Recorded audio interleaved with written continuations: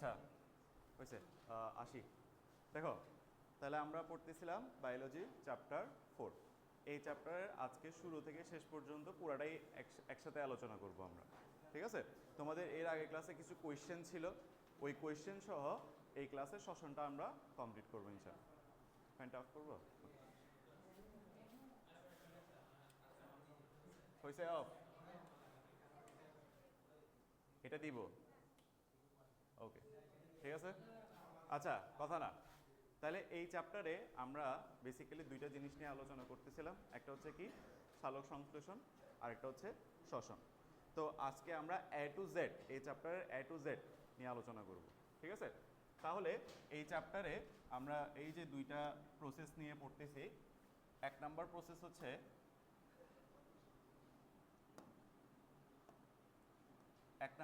হচ্ছে কি সালোক সংশ্লেষণ।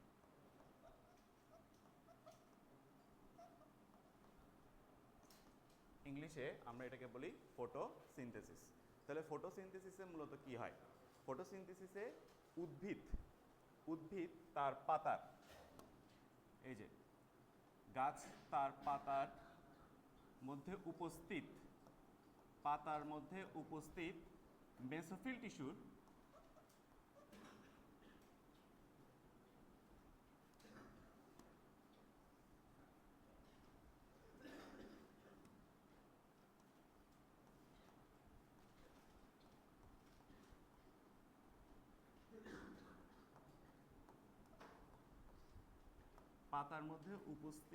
মেসোফিল টিস্যুর মধ্যে যে প্লাস্টিডটা থাকে, এই যে মেসোফিল টিস্যুর মধ্যে যে প্লাস্টিডটা থাকে, এই যে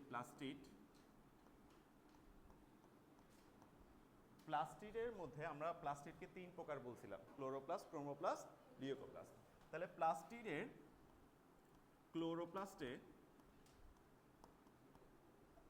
ক্লোরোপ্লাস্টের একটা অঙ্গ হচ্ছে কি থাইলাকয়েড। আমি যদি ক্লোরোপ্লাস্টটা আঁকি, ক্লোরোপ্লাস্টটা হচ্ছে অনেকটা এভাবে, এখানে আমাদের থাকে কি গ্রানাম, এখানে আমাদের থাকে গ্রানাম, ঠিক আছে? এই গ্রানামের একটা অংশকে, মানে একটা বস্তার মতো, আমরা বস্তা বলছিলাম এটাকে, চাউলের বস্তা, এটার একটাকে আমরা কি বলি থাইলাকয়েড, এই যে এই একটাকে আমরা বলি থাইলাকয়েড,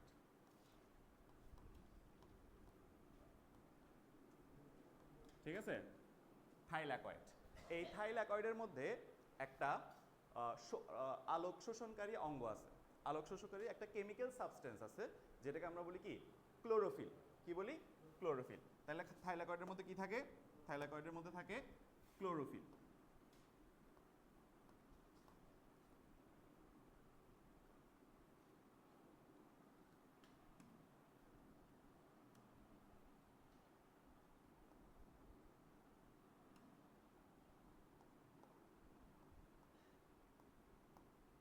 আচ্ছা, তাহলে এই ক্লোরোফিল কি করতে পারে? এই ক্লোরোফিল হচ্ছে সবুজ রঙের আলো শোষণ করতে পারে। এর কাজটা কি? আলো শোষণ করা, সূর্যের আলো শোষণ করা, সূর্যের আলো শোষণ করা, ঠিক আছে? সে সূর্যের আলো থেকে ফোটন কণাটাকে শোষণ করবে, সূর্যের আলো থেকে ফোটন কণাটাকে শোষণ করবে, ফোটন কণা। আচ্ছা দেখো, তাহলে গাছের পাতার উপর যে সানলাইটটা পড়ে, ওই সানলাইট থেকে শুধুমাত্র ক্লোরোফিল অণু 0.5% থেকে 3.5% আলো শোষণ করে ফর সালোক সংশ্লেষণ। মানে সালোক সংশ্লেষণে কতটুকু ইউজ হয়? আমরা যদি এক্সাক্ট পার্সেন্টটা দেখি, এক্সাক্ট পার্সেন্টটা হবে সালোক সংশ্লেষণে সূর্যের আলোর পরিমাণ হয়, প্রয়োজন হয় 0.5% থেকে 3.5% বা 3.5 পর্যন্ত। এতটুকু আলোই সালোক সংশ্লেষণের জন্য প্রয়োজন, বাকিটুকু সে পরিবেশে আবার নির্গমন করে দেয়। টোটাল 100%-এর মধ্যে প্রথমে 83% গ্রহণ হয়, 83% থেকে 1% যেতে যেতে আমরা এখানে সালোক সংশ্লেষণে ইউজ হয় 0.5% থেকে 3.5%। বুঝছি? তাহলে দেখো এই যে সালোক সংশ্লেষণ পাতার মেসোফিল টিস্যুর প্লাস্টিডের মধ্যে যে ক্লোরোপ্লাস্ট আছে, ক্লোরোপ্লাস্টের থাইলাকয়েডে উপস্থিত ক্লোরোফিল অণু আগে আলোটাকে শোষণ করবে। আগে কি করবে? আলোটাকে শোষণ করবে। আচ্ছা, এরপরে উদ্ভিদের যে মূলরোমটা আছে, উদ্ভিদের যে শেকড়টা আছে, মূলরোমটা, ওই মূলরোমটা কি করবে? মাটি থেকে পানি শোষণ করবে, মাটি থেকে পানি শোষণ করবে। তাহলে এই যে দেখো মাটি থেকে পানি শোষণ হইল H2O, তারপর ও কি করবে? বায়ুমণ্ডল থেকে কি গ্রহণ করবে? Carbon dioxide. পত্ররন্ধ্রের মাধ্যমে বা স্টোমাটার মাধ্যমে, পত্ররন্ধ্র বা স্টোমাটার মাধ্যমে কি গ্রহণ করবে? কার্বন ডাইঅক্সাইড গ্রহণ করবে।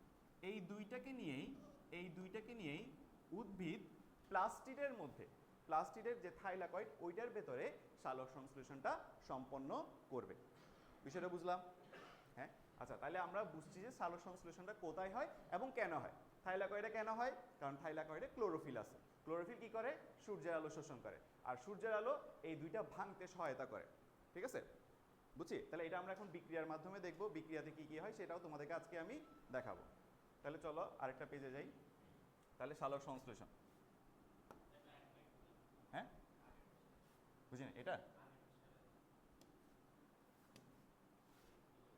ওকে,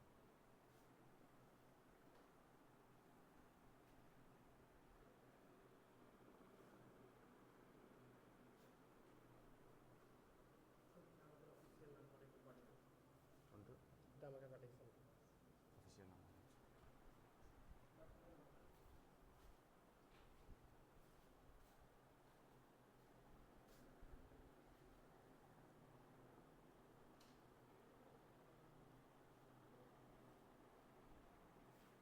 হয়েছে?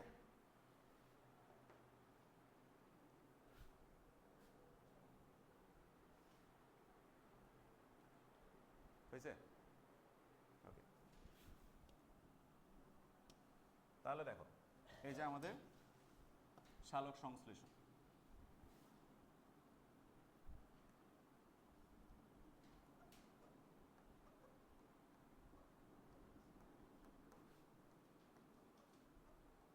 আচ্ছা এই সালোক সংশ্লেষণ বিক্রিয়াটা যদি আমরা একটু দেখি, এখানে 6 molecule carbon dioxide plus 12 molecule পানি, 12 মলিকিউল পানি মিলে বিক্রিয়া করবে এবং এই বিক্রিয়ার উৎসেচক বা বিক্রিয়াটা করার জন্য যে শক্তিটা প্রয়োজন সেটা দিবে যে কি?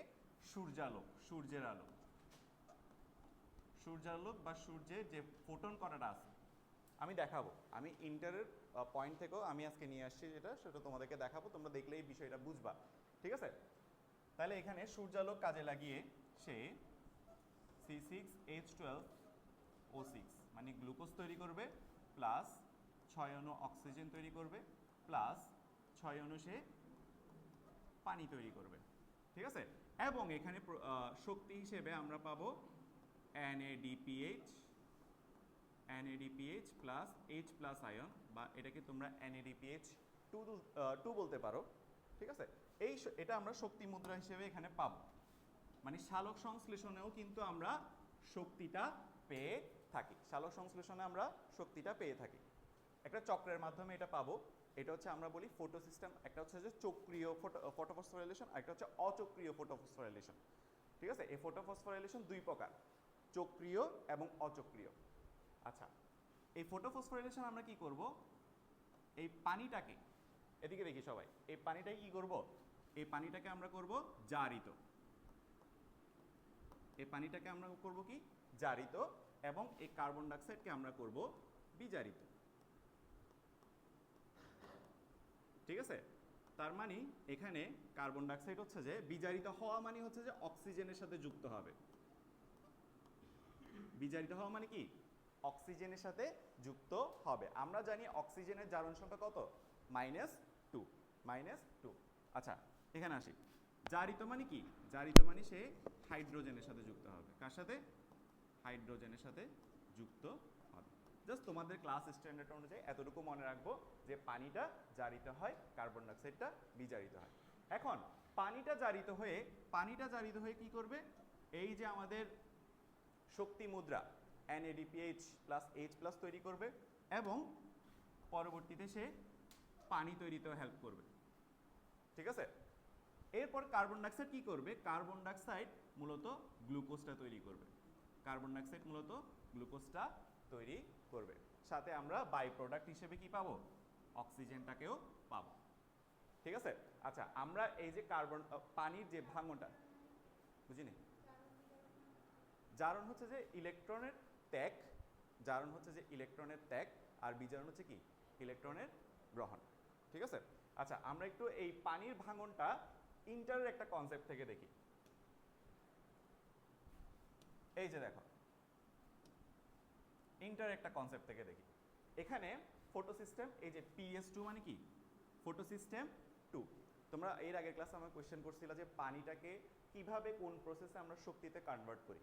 আমরা পানিটাকে এই প্রসেসে শক্তিতে কনভার্ট করি, এটাকে বলে অচক্রীয়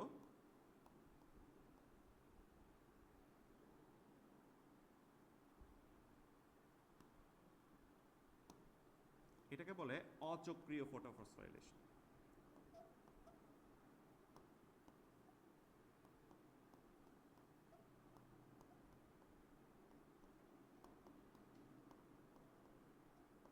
আচ্ছা এটা তোমাদের ক্লাস স্ট্যান্ডার্ডের বহির্ভূত, তাও আমি তোমাদেরকে জিনিসটা দেখাচ্ছি জাস্ট ফর তুমি পানিটা কিভাবে ভাঙতেছে বা পানিটা থেকে কিভাবে NADPH2 তৈরি হচ্ছে সেটা দেখানোর জন্য। এটা তোমাদের আসবে না, এটা ইন্টারের কনসেপ্ট।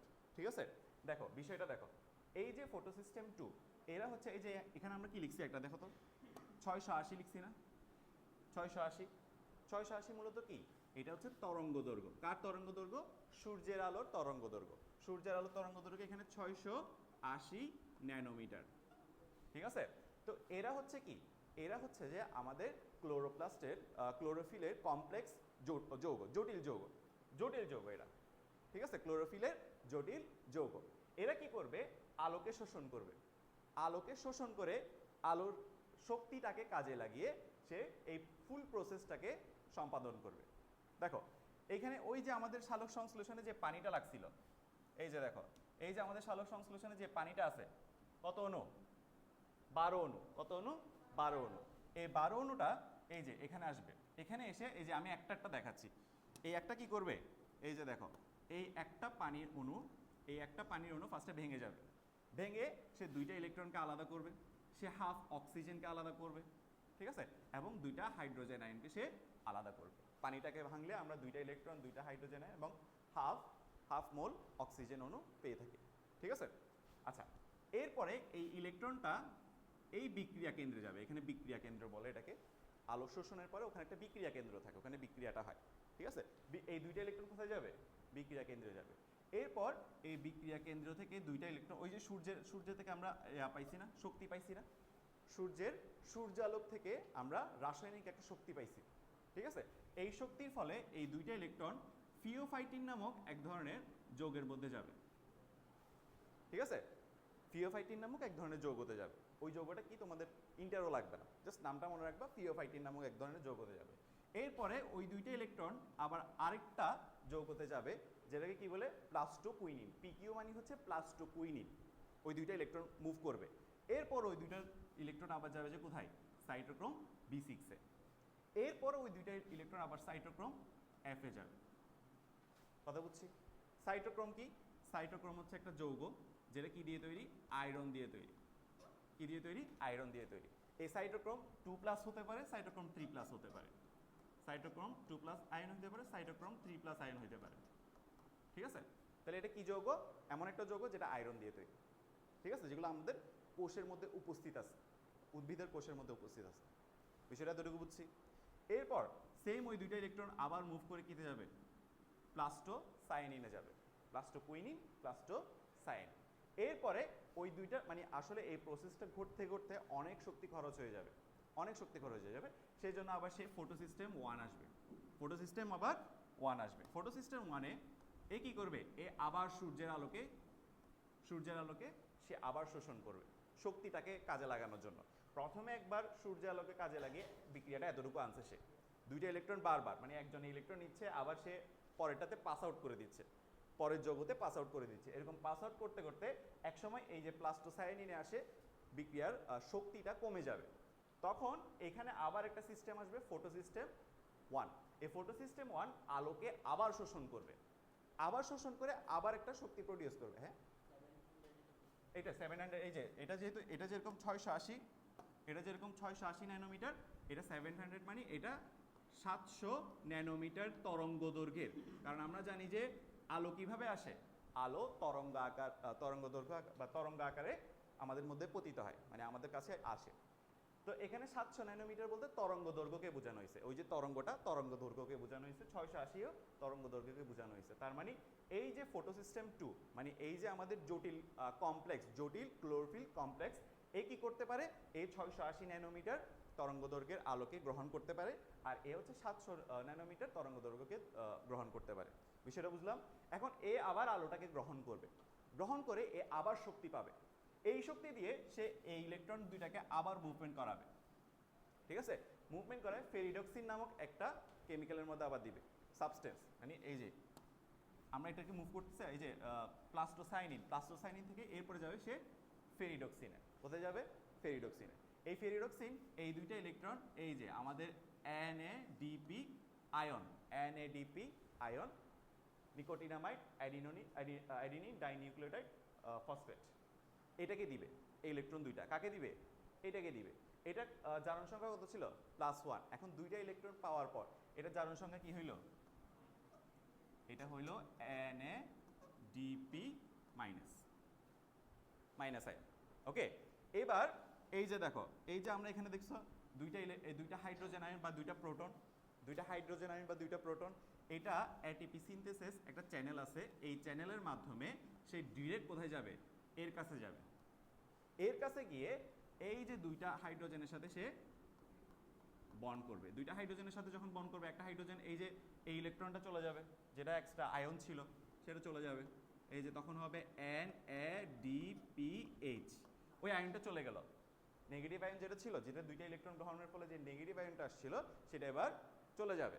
এরপর ওই আরেকটা হাইড্রোজেন থেকে গেছে না, এই জন্য আরেকটা হাইড্রোজেনকে আমরা, হাইড্রোজেন আয়ন বা প্রোটনকে আমরা এভাবে আলাদা করে লিখতে পারি। ঠিক আছে, তাহলে এই জিনিসটাকে এই জন্য এভাবে লেখা হয়, অথবা এটাকে এভাবেও লিখতে পারো, পরবর্তীতে এটাও যুক্ত হয়ে যাবে NADPH2। বিষয়টা কি বুঝলাম? তাহলে এই যে এতক্ষণ যা পড়লাম, এটা তোমাদের কিচ্ছু লাগবে না, জাস্ট তোমাদের কিউরিসিটির জন্য তোমাদেরকে দেখানো, এটা তোমরা কিচ্ছু লিখবা না, জাস্ট এই যে পানিটাকে ভেঙে কিভাবে আমরা এই শক্তিটা পাচ্ছি সেটা দেখানো হয়েছে এখানে। হ্যাঁ, এই যে হাফ মোল অক্সিজেনটা পরে, এই যে আমরা এখানে দেখলাম, আমরা দেখলাম না অক্সিজেন, এই অক্সিজেন তৈরি হয়, এই অক্সিজেনটাও আমরা এখান থেকে পাই। এই যে এই অক্সিজেনটা দেখছো বাই প্রোডাক্ট হিসেবে। ওই দেখো একটা জিনিস, ক্যালকুলেশনটা দেখো, এই যে এখানে 12 আছে, ঠিক আছে, তো 12 থেকে প্রত্যেকটা থেকে কত, হাফ হচ্ছে, কোথায়, এই যে 12 থেকে প্রত্যেকটা থেকে কি আসছে, হাফ আসছে না, হাফ। তাহলে 12কে অর্ধেক করলে কত হবে, 6। এই যে এখানে 6, এই যে দেখো 6।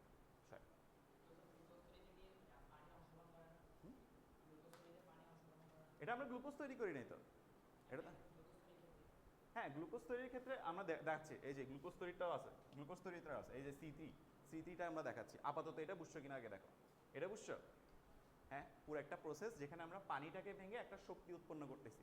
আচ্ছা, এখন মূল কথা হচ্ছে সালোক সংশ্লেষণে আমরা গ্লুকোজ তৈরি করতেছি, এটাতে আবার শক্তি কেন? হ্যাঁ, এগুলো হচ্ছে এই যে যৌগ, বিভিন্ন কেমিক্যাল যৌগ, কেমিক্যাল সাবস্টেন্স, এটাও কেমিক্যাল সাবস্টেন্স। আমরা আপাতত এগুলোকে কেমিক্যাল সাবস্টেন্স হিসেবে জানবো। সিনথেসিস এনজাইম হচ্ছে যেখানে এটিপিটাকে তৈরি করা হয়, বা এটিপিটাকে সিনথেসিস মানে কি, ওই তোমরা সংশ্লেষণ একটা ওয়ার্ড পড়ছো না, সিনথেসিস মানে কি, সংশ্লেষণ ওয়ার্ডটা। ঠিক আছে, এখানে এটিপি তৈরি যে এনজাইমগুলো দরকার, ওই এনজাইমগুলো এই চ্যানেলের মধ্যে আছে। বিষয়টা বুঝছো? আচ্ছা, তাহলে এই গেল আমাদের এই যে পানিটাকে ভেঙে যে আমরা এক্সট্রা করে শক্তি পাচ্ছি, এই শক্তিটা এই ফটোসিস্টেম 1 বা অচক্রিয় ফটোফসফোরাইলেশন, আরেকটা আছে চক্রিয় ফটোফসফোরাইলেশন, ওইটাও তোমাদের দরকার নেই, এটা জাস্ট, হ্যাঁ বলো। না 12 অণু পানি দিয়ে মূলত আমরা এই যে শক্তিটা এটা পাচ্ছি, অক্সিজেনটা পাচ্ছি। এবার আমরা দেখতেছি এই যে আমরা যে এই যে 6 অণু কার্বন ডাইঅক্সাইড বলতেছি, 6 অণু কার্বন ডাইঅক্সাইড বিজারিত হয়ে কি তৈরি হচ্ছে, গ্লুকোজ তৈরি হচ্ছে। কি তৈরি হচ্ছে, গ্লুকোজ। এই গ্লুকোজটা কিভাবে তৈরি হয় সেটা একটু আমি দেখাই। তোমরা যে C3 সাইকেল পড়ছো বইয়ের মধ্যে, এই যে C3 সাইকেল, এটা হচ্ছে আমাদের C3 সাইকেল। এটা একটু দেখো, এটা কমপ্লিট একটা সাইকেল যেটা তোমাদেরকে ইন্টারে লিখতে হবে, আপাতত তোমাদের এটার কোনো দরকার নাই। দেখো এটা কিভাবে হচ্ছে সেটা একটু আমি ব্যাখ্যা করি, একটু করে ব্যাখ্যা করব। দেখো এই যে ribulose, ribulose 1,5 bisphosphate, ribulose 1,5 bisphosphate, এটা হচ্ছে যে পাতার একটা স্থায়ী পদার্থ, পাতার একটা স্থায়ী পদার্থ, এটা সবসময় থাকে, ঠিক আছে। এই রাইবুলোজ 1,5 বিসফসফেটের সাথে ওই যে কার্বন ডাইঅক্সাইডটা তুমি নিছিলা, মানে ওখানে যে কার্বন ডাইঅক্সাইডটা ছিল, এটা এখানের সাথে এসে অ্যাড হবে। রাইবুলোজ 1,5 বিসফসফেট মূলত 5টা কার্বন থাকে। কয়টা কার্বন থাকে, 5টা কার্বন থাকে। এই 5টা কার্বনের সাথে যখন একটা কার্বন ডাইঅক্সাইডের কার্বন অ্যাড হবে, তখন সেটা 6 কার্বন বিশিষ্ট একটা কিটো অ্যাসিডে কনভার্ট হবে। এই যে দেখো আমি এখানে লিখছি, এটা কয় কার্বন, 5 কার্বন। এটা কয় কার্বন, 6 কার্বন। 6 কার্বন বিশিষ্ট একটা অস্থায়ী কিটো অ্যাসিডে কনভার্ট হবে। এটা অস্থায়ী কেন, কারণ এটা সাথে সাথে আবার এই যে 3-ফসফোগ্লিসারেলডিহাইড অ্যাসিডে কনভার্ট হবে, 3-ফসফোগ্লিসারেলডিহাইড অ্যাসিডে কনভার্ট হবে। একটা জিনিস খেয়াল করো, এই যে এটা কিন্তু অস্থায়ী ছিল, এটা ঠাস করে এখানে চলে আসছে।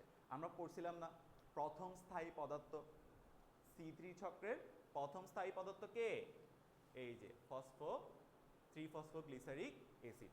কারণ এটা তো স্থায়ী না, এটা সাথে সাথে কি কনভার্ট হয়ে যাচ্ছে, সময় নিচ্ছে না, সাথে সাথে কি হচ্ছে, কনভার্ট হয়ে যাচ্ছে। তাই আমাদের C3 সাইকেলের আমাদের যে প্রথম স্থায়ী পদার্থ সেটা হচ্ছে 3-ফসফোগ্লিসারিক অ্যাসিড। এতটুকু বুঝছি। এটা আবার 3 কার্বন বিশিষ্ট, মানে এখানে যে 6 কার্বন আছে সেটা 2 ভাগে ভাগ হয়ে যায়, মানে 3 কার্বন 3 কার্বন করে এখানে 2টা তৈরি হয়। কয়টা তৈরি হয়, 2টা তৈরি হয়। এরপরে এটা থেকে এরপরে আসবে 1,3 বিসফসফোগ্লিসারিক, এগুলো তোমাদের দরকার নাই। এরপরে গ্লিসারেলডিহাইড, এরপরে গ্লিসারেলডিহাইড তার সমাণু ডাইহাইড্রক্সি অ্যাসিটোন তৈরি করবে। সমাণু, সমাণু মানে বুঝো, যার আণবিক সংকেত একই কিন্তু গাঠনিক সংকেত একই নয়, এদেরকে আমরা পরস্পর কি বলি, সমাণু বলি, ঠিক আছে। যেমন আমি যদি তোমাদেরকে একটা বায়োলজিক্যাল উদাহরণ দিই, সমানুকরণের যদি একটা বায়োলজিক্যাল উদাহরণ দিই, সেটা হচ্ছে ফ্রুক্টোজ এবং গ্লুকোজ। তোমরা ফ্রুক্টোজ নাম শুনছো, ফ্রুক্টোজ,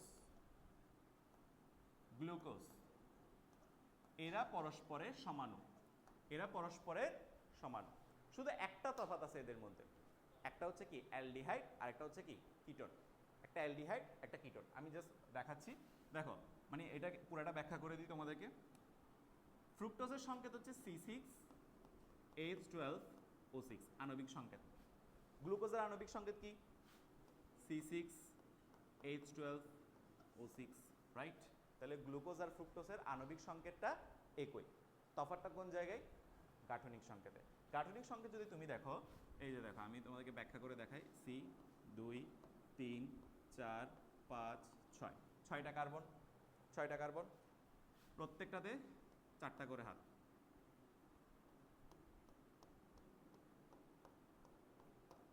ঠিক আছে, প্রত্যেকটাতে 4টা করে হাত। আচ্ছা এখানে যে ফ্রুক্টোজটা, ফ্রুক্টোজ হচ্ছে কিটোনমূলক, মানে আমাদের যে গ্লুকোজটা এটা দুই ভাবে হয়, একটা কিটোন হয় আর একটা অ্যালডিহাইড মূলক হয়, অ্যালডিহাইড। তাহলে আমাদের যে ফ্রুক্টোজটা আছে এটা কি মূলক, কিটোন মূলক, আর গ্লুকোজ যেটা আছে সেটা কি মূলক, অ্যালডিহাইড মূলক। তাহলে দেখো এই যে দেখো কিভাবে হয়, এখানে যে 2 নম্বর কার্বনটা আছে, 2 নম্বর কার্বনটা আছে এখানে ফ্রুক্টোজের ক্ষেত্রে এ দেখো সে এই যে এই কিটোনমূলক, এইটাকে আমরা বলি কিটোনমূলক।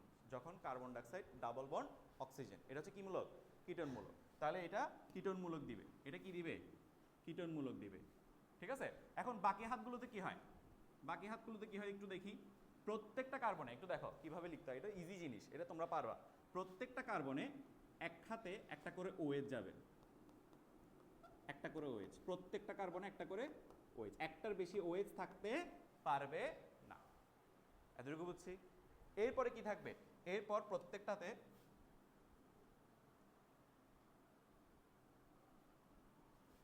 একটা মিনিট, এরপর প্রত্যেকটাতে একটা করে কি যাবে, এরপর প্রত্যেকটাতে একটা করে এইচ যাবে, মানে আর যতগুলো হাত থাকবে তার প্রত্যেকটাতে কি যাবে, একটা করে এইচ যাবে। তাহলে দেখো এখন একটু মিলাইনি, দেখো তাহলে কার্বন কয়টা? একটা, দুইটা, তিনটা, চারটা, পাঁচটা, ছয়টা। ছয়টা কার্বন, তাহলে ছয়টা কার্বন মিল পাইছো? হ্যাঁ। এরপর দেখো হাইড্রোজেন কয়টা? একটা, দুইটা, তিনটা, চারটা, পাঁচটা, ছয়টা, সাতটা, আটটা, নয়টা, 10টা, 11টা, 12টা। 12টা পাইছো? 12টা।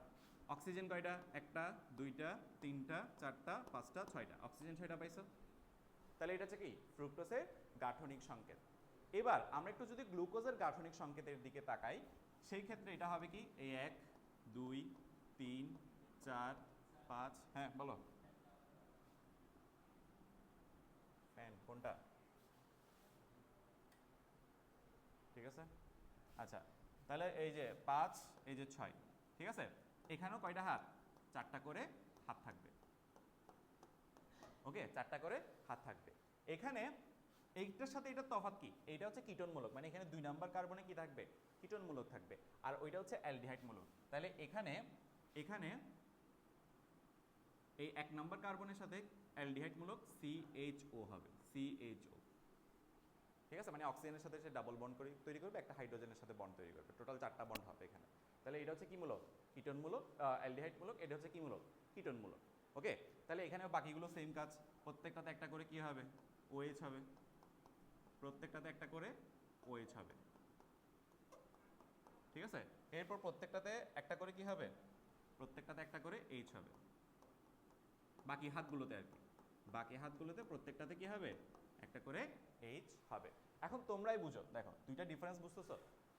এইটাকেই বলে সমানুকরণ। এটাকে কি বলে? সমানুকরণ। দেখো তাদের গাঠনিক আণবিক স্ট্রাকচার কিন্তু কি এক, তাদের আণবিক স্ট্রাকচার এক, কিন্তু গাঠনিক স্ট্রাকচার তাদের ভিন্ন। এদেরকে পরস্পরের কি বলে? সমানুকরণ বলে। হ্যাঁ হ্যাঁ হ্যাঁ, মানে এটাকে ইংলিশে সমানুকে ইংলিশে বলে আইসোমার। এখানে এনজাইম যেটা লাগে ওটা হচ্ছে আইসোমারেস এনজাইম। আচ্ছা আচ্ছা, ও এটাকে এই যে সমানুকরণ আমরা বলতেছি, সমানু সমানু, এটাকেই ইংলিশে আমরা আইসোমার বলি, আইসোমার। তাই এখানে একটা এনজাইম লাগে, এই এনজাইমকে বলে আইসোমারেস এনজাইম। তোমরা একটু এখানে খেয়াল করলে দেখবা, এই যে দেখো একটু খেয়াল করলে দেখবা আমি এখানে লিখছি, এই যে দেখো এটা একটা সমাণু থেকে আরেকটা সমাণুতে কনভার্ট হয়েছে না? এই যে দেখো আইসোমারেস, দেখছো? আইসোমারেস দেখছো? তাহলে এক সমাণু থেকে অপর সমাণুতে কনভার্ট হতে হলে তাই কি করতে হবে? আইসোমারেস এনজাইমের হেল্প নিতে হবে। বিষয়টা বুঝছো? তাহলে এই একটা প্রসেস, এটা পুরাটা বোঝার তোমাদের কোনো দরকার নাই। এটা হচ্ছে ইন্টারের এইটা তোমাদেরকে ইন্টার রাখতে হবে, সিটি সাইকেলটা। ঠিক আছে, তো তোমাদের ক্লাস স্ট্যান্ডার্ড অনুযায়ী দরকার নেই, একদম দরকার নেই, কিন্তু কোনো কোশ্চেন আসবে না। আমরা জাস্ট দেখতেছি, দেখো এই ফুল প্রসেসের মাধ্যমে আমরা কি পাচ্ছি? গ্লুকোজ পাচ্ছি। কি পাচ্ছি? গ্লুকোজ পাচ্ছি। বিষয়টা বুঝছো? এই ফুল সাইকেলের মাধ্যমে আমরা গ্লুকোজটা পাচ্ছি, মানে এখানে এই কিছু গ্লিসারলডিহাইড ডাইহাইড্রোক্সি অ্যাসিটনে কনভার্ট হচ্ছে, আবার কিছু হচ্ছে এই সাইকেলটাকে কমপ্লিট করতেছে। ঠিক আছে, জি স্যার। বুঝি নাই, এটা ডাবল বন্ড তো, এটা একটা হাত খালি থেকে যাবে। এটা প্রান্তীয়র সাথে, আমরা বলি প্রান্তীয় কার্বন, এটা প্রান্তীয় কার্বনের সাথে হতে পারবে না। দেখো ওর কথা হচ্ছে 2 নাম্বার কার্বনে কেন কিটোন মূলকটা যুক্ত হচ্ছে, খেয়াল করে দেখো। এর সাথে শুধু অক্সিজেন থাকবে, এর সাথে কি ডাবল বন্ডে অক্সিজেন থাকবে। আমি যদি এটাকে 1 নাম্বার কার্বনের সাথে দিতাম, দেখো এটা যদি 1 নাম্বার কার্বনের সাথে হইতো, একটু খেয়াল করো, এই ডাবল বন্ড তো অক্সিজেনের সাথে হয়ে গেছে, আর একটা হাত খালি থেকে যাবে না? খালি থেকে যাবে না? এই জন্যই। এখন তুমি বলতে পারবো যে স্যার আরেকটা হাতে তো এইচ থাকতে পারে। এই দেখো বিষয়টা বুঝো, একদম সিরিয়াস, মানে ইজি একটা বিষয়। এখানে কার্বন ডাইঅক্সাইড ও বলতেছে 2 নাম্বারে কেন আছে, তো বিষয়টা হচ্ছে কি 1 নাম্বারে যদি থাকতো, 1 নাম্বারে যদি থাকতো তাহলে এ ও এর সাথে ডাবল বন্ড হইতো। এখন আরেকটা হাত তার খালি, আরেকটা হাতে তুমি কি বলবা যে স্যার হাইড্রোজেন দিয়ে দেন। আরেকটা হাতে যদি হাইড্রোজেন দিই সেটা হয়ে যাবে কি, এ আবার অ্যালডিহাইড হয়ে যাবে, এটা হয়ে যাবে। বুঝছো? অ্যালডিহাইড হচ্ছে এটাই, মানে একটাতে ডাবল বন্ড ও থাকে, আরেকটাতে এইচ থাকে। তাহলে এটা দেখো, এটা কিটোনমূলক থাকতেছে। কিটোনমূলক হতে হলে কার্বন ডাইঅক্সাইডের সাথে কি ডাবল বন্ডে একটা অক্সিজেন থাকতে হবে, আর একটা হাইড্রোজেন যোগ হলেই সেটা কি হয়ে যাচ্ছে? অ্যালডিহাইড হয়ে যাচ্ছে। সেজন্য এটা কি 2 নাম্বার কার্বনে থাকে, 1 নাম্বার কার্বনে থাকে না, মানে প্রান্তীয় কার্বনে থাকে না, মাঝ বরাবর কার্বনে থাকে, প্রান্তীয় কার্বনে এরা থাকে না। তাহলে এটা একটু ঠিক করে দিই। না, আপাতত মূলত আমরা এটাকে দ্বিতীয় কার্বনেই পাই, দ্বিতীয় কার্বনে এটাকে আমরা পাই। মূলকটা, মানে প্রথম কার্বনে থাকতে পারবে না, ওই জন্য এটা দ্বিতীয় কার্বনেই আছে। এটাকে আমরা কমপ্লিটলি CH2OH লিখে ফেলতে পারবো, কারণ এখানে দুইটা হাইড্রোজেন আছে, একটা OH আছে, সেজন্য CH2OH। এটাকেও পরবর্তীতে CH2OH লিখতে পারবো। তাহলে আমরা সমানটা বুঝছি। আমরা কার্বন ডাইঅক্সাইড থেকে কিভাবে গ্লুকোজ আসে সেটা দেখছি। কথা বুঝছো? কার্বন ডাইঅক্সাইড কিভাবে, এই যে কার্বন ডাইঅক্সাইডটা অ্যাড হলো, এই কার্বন ডাইঅক্সাইড অ্যাড হইলেই এই সার্কেলটা কমপ্লিট হচ্ছে, এই সাইকেলটা কমপ্লিট হচ্ছে। সেজন্য এখানে কার্বন ডাইঅক্সাইড থেকেই মূলত আমরা গ্লুকোজটা পাচ্ছি। আর এখানে দেখো, এই যে দেখো ফ্রুক্টোজ দেখছো, এখানে ফ্রুক্টোজ আসছে, ফ্রুক্টোজ থেকে ফ্রুক্টোজ 1,6-বিসফসফেট থেকে ফ্রুক্টোজ 6-ফসফেট হইলো, এরপর এটা থেকে গ্লুকোজ 6-ফসফেট হইলো, এরপরে গ্লুকোজে কনভার্ট হইলো। এগুলো আমরা সবগুলো গ্লাইকোলাইসিসে দেখবো। গ্লাইকোলাইসিস যখন আমরা পড়বো ইন্টার লাইফে, গ্লাইকোলাইসিসে ফার্স্টে আমরা গ্লুকোজ থেকে গ্লুকোজ 6-ফসফেট বানাবো, এরপর ফ্রুক্টোজ বানাবো, এরপর ফ্রুক্টোজ 1,6-বিসফসফেট বানাবো। এটা খুবই ইন্টারেস্টিং বিষয়। তোমরা এখনো মহাসমুদ্রের 10% জানতেছো, 10%ও না, 5% বলতে পারো। এই যে আমাদের মহাসমুদ্র আছে, মহাসমুদ্র, এই মহাসমুদ্রে শুধু কি জানতেছো? 5% জানতেছো। আমরা যদি ওই এর কথাটা বলি, তোমরা যে খুব সহজেই বলতেছো যে মানে পানিটা শোষণ হয়ে যাবে, খনিজ লবণটা শোষণ হয়ে যাবে, তোমাদেরকে একটু করে বলছিলাম যে লবণ সে ডিরেক্ট শোষণ করে না, লবণকে আগে পানির মধ্যে ভাঙতে হবে, ভেঙে সোডিয়াম আর ক্লোরিন আসবে, ঠিক আছে, মানে একটা ক্যাটায়ন আসবে, একটা অ্যানায়ন আসবে। এইটাকে প্রথমে তার মূল রোমের কাছাকাছি যেতে হবে, ওইটা নিয়ে দুইটা মতবাদ আছে। আমরা এখানে যখন এটা পড়বো অনেকগুলো মতবাদ শিখবো। মানে প্রথমে আয়নগুলোকে তার কাছাকাছি যেতে হবে, সেটাকে আয়ন প্রাপ্যতা বলে, আয়ন প্রাপ্যতা। এটা নিয়ে কার্বন ডাইঅক্সাইড মতবাদ আছে, আরেকটা হচ্ছে যে কাপাকাপি মতবাদ আছে, কন্ট্যাক্ট এক্সচেঞ্জ মতবাদ, কাপাকাপি মতবাদ। তাহলে আয়নটা আগে কাছে যাবে, এরপর গ্রহণ আবার দুই ধরনের হয়, একটা হচ্ছে কাপাকাপি, মানে মাটির কম্পনের ফলে সেটা কাছাকাছি যাবে আর কি, এই জন্য এটাকে কাপাকাপি মতবাদ বলে। তাহলে দেখো, এরপর হচ্ছে শোষণটাও দুইভাবে হয়, মানে এই যে আয়নটাকে যে শোষণ করবে, এখানে অনেক মতবাদ আছে। প্রধানত দুই প্রকার, একটা হচ্ছে নিষ্ক্রিয় শোষণ আর একটা হচ্ছে সক্রিয় শোষণ। নিষ্ক্রিয় শোষণে 4টা মতবাদ আছে, সক্রিয় শোষণে 3টা মতবাদ আছে। এখন এতগুলো মতবাদ কেন? কথা তো একটা, মানে জিনিসটা তো একটা হবে, এতগুলো মতবাদ কেন? কারণ আর গাছের যে প্রসেসটা, ওটা আমরা মানে বিভিন্ন বিজ্ঞানী বিভিন্নভাবে ব্যাখ্যা করছে, কারোটা যে ফিক্সড ওটা বলতে পারবো না, ঠিক আছে? মনে করো ও একভাবে বলতেছে, কিন্তু আমরা কি এখনো ফিক্সড না যে কোনটা ভাবে এটা পানিটা সে আয়নটা গ্রহণ করতেছে, মূল্যটা ওটা আমরা শিওর না।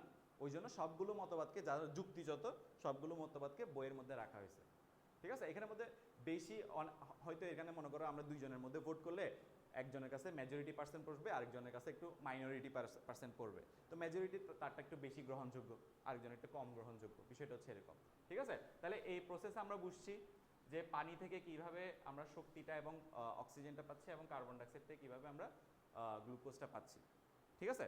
তাহলে এই যে শক্তিটা সেটা আমরা তৈরি করলাম কেন, বা সেই সালোক সংশ্লেষণ তৈরি করলো কেন, বিষয়টা যদি একটু বলি। এই যে আমাদের সালোক সংশ্লেষণটা, সেটা প্রধানত কয় ধরনের হতে পারে? 2 ধরনের হতে পারে। একটা হচ্ছে যে আলোক নিরপেক্ষ, আরেকটা হচ্ছে কি আলোক নির্ভর, ঠিক আছে? তাহলে আলোক নিরপেক্ষ কোনটা? যেটাতে আলোর প্রয়োজন পড়ে না, কিন্তু আলোর উপস্থিতিতে বিষয়টা হতে পারে। আর আলোক নির্ভরের জন্য আলো মাস্ট। এই যে আমরা এই প্রসেসটা করলাম, এটা হচ্ছে কি আলোক নির্ভর। এখন আলো যখন নাই, যেমন আকাশে পুরা বাদল, আলো নাই, বা বৃষ্টি পড়তেছে, আলো নাই, ঠিক আছে, বা শীতকাল আলোর অভাব, বা রাতে আলোর অভাব, তখন এই যে আলোক নিরপেক্ষ প্রসেসটা হয়, আলোর নিরপেক্ষ প্রসেসে কি হয়, তখন তো আলো নাই, এই যে তো মনে করো এই কার্বন ডাইঅক্সাইড আর পানিকে সূর্যের আলোকে কাজে লাগিয়ে করতেছে, তাই না? আমরা দেখলাম না, এখানে দেখো, এই যে আমরা এখানে এই প্রসেসটা পুরাটা কি, এই যে দেখো এখানে একবার আলো লাগছে, এখানে একবার আলো লাগছে, এই আলোটাকে সে শক্তিতে কনভার্ট করছে, ঠিক আছে? সৌরশক্তিকে রাসায়নিক শক্তিতে কনভার্ট করছে, বিষয়টা বুঝছি? কিন্তু এখানে কি, এখানে যখন আমরা এই প্রসেসটা দেখব, আলোক নিরপেক্ষ প্রসেসটা, ওখানে তো আলো নাই, তখন সে এই শক্তিটাকে কাজে লাগিয়ে কি করবে, এই শক্তিটাকে কাজে লাগিয়ে সে এই সালোক সংশ্লেষণটা আবার করবে, ঠিক আছে? এবং এখানে আমরা ওই যে C3 দেখলাম, সরি এটা না, এখানে আমরা মূলত এই C3 এবং C4 চক্রটা দেখলাম। ঠিক আছে, তাহলে আমরা বিষয়টা বুঝছি। আলোক নির্ভর পর্যায়ে যে শক্তিটা তৈরি হয় ওই শক্তিটাকে কাজে লাগিয়ে আমরা আলোক নিরপেক্ষ পর্যায়ে সালোক সংশ্লেষণটা করে থাকি, আমরা না মূলত গাছ করে থাকি। হ্যাঁ বলো। না না না না, তোমাদের আজকে আমি যা পড়াচ্ছি তোমাদের এগুলো কিছুই দরকার নাই, তোমাদের যদি এই এতটুকু লাইনটাই দরকার যে এখানে আমরা শক্তি পাচ্ছি, এই শক্তিটা পরবর্তীতে আলোক নিরপেক্ষ পর্যায়ে যাচ্ছে। এটা জাস্ট তোমাদের কিউরিসিটি, এর আগে ক্লাসে কিউরিসিটিটার জন্য বলতেছি, বিষয়টা বুঝছি। এতটুকু গেল। হ্যাঁ আচ্ছা আচ্ছা, দিব দিব, ওকে। আচ্ছা এখানে আসি, এখানে আসি, তাহলে এই দেখো এখানে আবার আসছি, এই যে থাইলাকয়েডে কি হয়েছে, থাইলাকয়েডে কি হয়েছে, কথা না, থাইলাকয়েডে কি হয়েছে, থাইলাকয়েডে আমাদের এই যে আলোক নির্ভর পর্যায় যেটা, মানে যেটাতে আলো দরকার সেটা হয়েছে থাইলাকয়েডে। এখন থাইলাকয়েডে হওয়ার ফলে আমরা কি পাইছি, শক্তি পাইছি। কি পাইছি, শক্তি পাইছি। এই শক্তিটা, এই যে এখানে আমাদের প্লাস্টিক,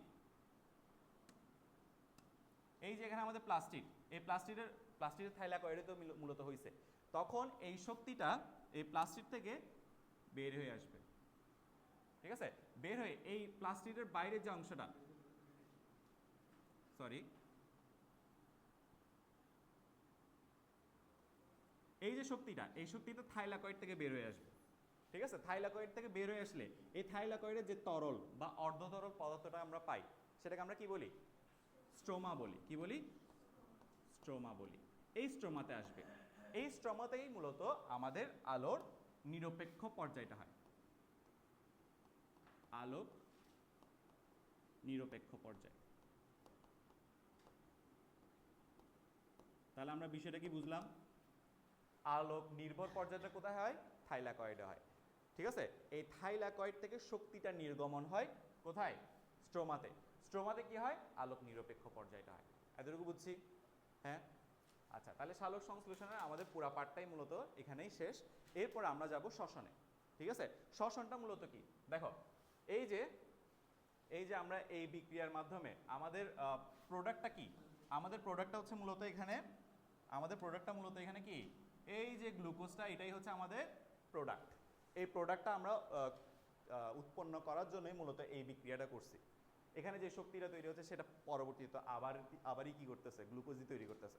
আমরা বিষয়টা বুঝছি, আমাদের টার্গেট হচ্ছে কি, গ্লুকোজ তৈরি করা। এগুলো হচ্ছে বাই প্রোডাক্ট। এই শক্তিটাও পরবর্তীতে কি তৈরি করতেছে, ঘুরে ফিরে কার্বন ডাইঅক্সাইডই তৈরি করতেছে, তাহলে সরি গ্লুকোজই তৈরি করতেছে। তাহলে গ্লুকোজ তৈরি হচ্ছে আমাদের কি মেইন টার্গেট। তাহলে গ্লুকোজ আমরা সালোক সংশ্লেষণের মাধ্যমে তৈরি করে ফেললাম। তো এবার যাব এই সালোক সংশ্লেষণের এই যে আমাদের যে গ্লুকোজটা তৈরি হয়েছে, এই গ্লুকোজটা নিয়ে এখন আমরা শ্বসনের কাছে যাব, শ্বসন। ঠিক আছে, এই গ্লুকোজটা নিয়ে আমরা কোথায় যাব, শ্বসন প্রসেসের মধ্যে যাব। তাহলে শ্বসন প্রসেস কোথায় হয় যদি একটু বলি, এই যে দেখো এখানে প্লাস্টিকের মধ্যে কি হয়েছে, সালোক সংশ্লেষণ হয়েছে। সালোক সংশ্লেষণে আমরা শক্তি পাইছি, গ্লুকোজ পাইছি। এই গ্লুকোজটা এবার বের হয়ে সাইটোপ্লাজমে আসবে। কোথায় আসবে, সাইটোপ্লাজমে। কথা বুঝছো, প্লাস্টিডে কি হয়েছে, সালোক সংশ্লেষণ হয়েছে। প্লাস্টিডের সালোক সংশ্লেষণ থেকে উৎপন্নকৃত যে গ্লুকোজটা আমরা পাচ্ছি, ওই গ্লুকোজটা থাইলাকয়েড বা প্লাস্টিড থেকে বের হয়ে কোথায় আসবে, সাইটোপ্লাজমে আসবে। এই জন্য আমাদের শ্বসন প্রক্রিয়াটা কোথা থেকে শুরু হয়, সাইটোপ্লাজম থেকে শুরু হয়। এতটুকু আমরা বুঝছি।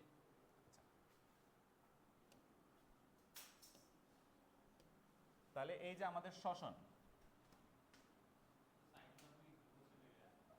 হ্যাঁ গ্লুকোজটা সাইটোপ্লাজমে আসবে। এই যে আমাদের শ্বসন, তাহলে এই শ্বসন শুরু কোথায় হয়েছে, শুরু হয়েছে সাইটোপ্লাজম থেকে, মানে কোষের সাইটোপ্লাজম থেকে। ঠিক আছে, কোষের সাইটোপ্লাজম থেকে এটা শুরু হয়েছে। ওকে আচ্ছা,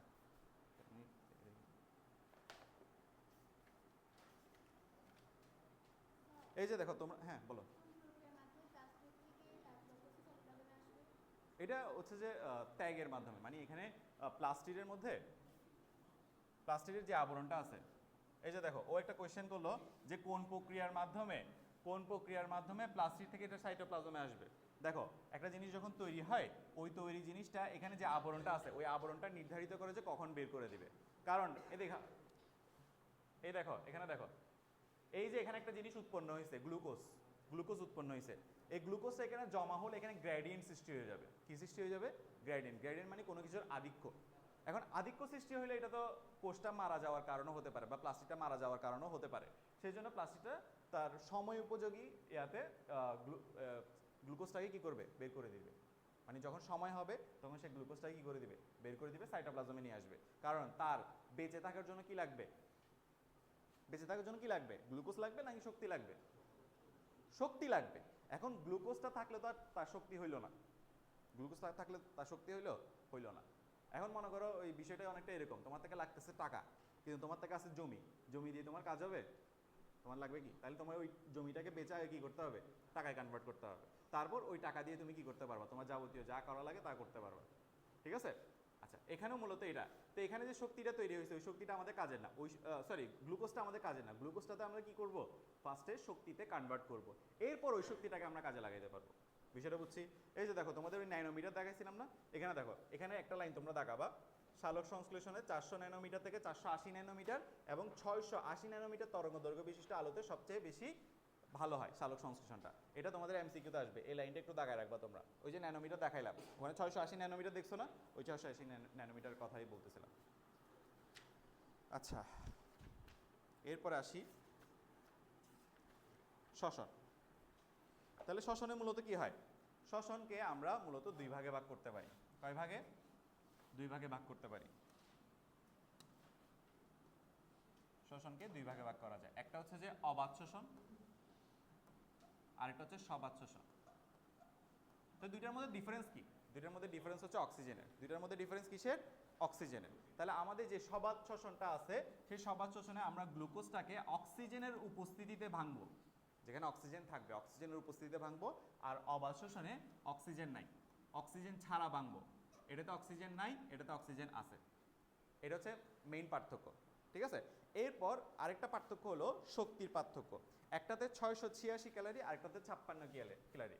যেখানে অক্সিজেনের উপস্থিতিতে আমরা ভাঙতেছি গ্লুকোজকে, ওইটাতে মূলত শক্তির পরিমাণ বেশি। 686 কিলো ক্যালোরি শক্তি তৈরি হয় একটা গ্লুকোজকে ভাঙলে। কয়টা? একটা গ্লুকোজকে ভাঙলে। বিষয়টা বুঝছি? এরপর অবাধ শোষণে হচ্ছে যে শুধুমাত্র 56 কিলো ক্যালোরি। এখন তোমরাই দেখো অক্সিজেন থাকলে বিষয়টা কেমন হচ্ছে, অক্সিজেন না থাকলে বিষয়টা কেমন হচ্ছে। অক্সিজেন থাকলে আমরা শক্তিটা বেশি পাচ্ছি, আর অক্সিজেন না থাকলে শক্তিটা একদম নগণ্য। কোথায় 686, কোথায় 56। বিষয়টা বুঝছি? আচ্ছা, তাহলে বিক্রিয়াটা হবে এরকম। গ্লুকোজকে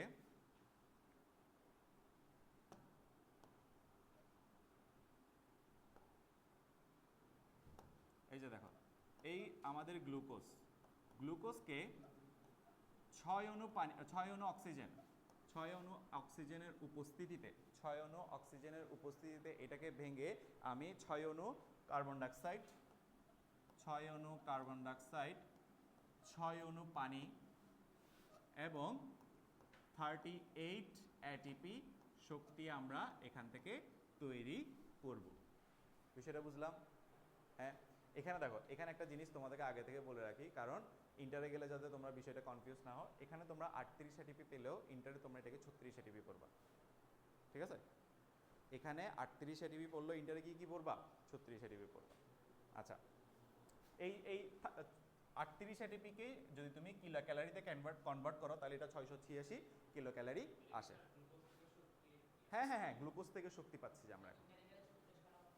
ওটা ওখানে বুঝাবো, ইন্টারে যাও তখন বুঝাবো। এখন সব কথা যদি ইন্টারের এখানে বুঝাই ফেলি তাহলে তো হইল না। ঠিক আছে? তো আমি তোমাদেরকে আজকে দুইটা এক্সট্রা জিনিস পড়াইছি, যেটা PS1, PS2, ফটোসিস্টেম 1, ফটোসিস্টেম 2 বা অচক্রীয় ফটোফসফোরাইলেশন। এটা ইম্পর্টেন্ট টপিক হচ্ছে কার? ইন্টারের। এখানের না। C3 সাইকেল কার? ইন্টারের। তাহলে দুইটা জিনিস দেখাই ফেলছে, এখন সবগুলো যদি এখানে পড়ে ফেলো তোমরা তো আর ইন্টারে পড়বা না। পড়বা? ইন্টারে তাহলে আর পড়বা না। আচ্ছা, বিষয়টা দেখো। তাহলে এই যে 38 এটিপি, এটা কি 686 কিলো ক্যালোরি শক্তিকে, মানে এটাকে শক্তিতে কনভার্ট করলে আমরা এটা পাবো 686 কিলো ক্যালোরি।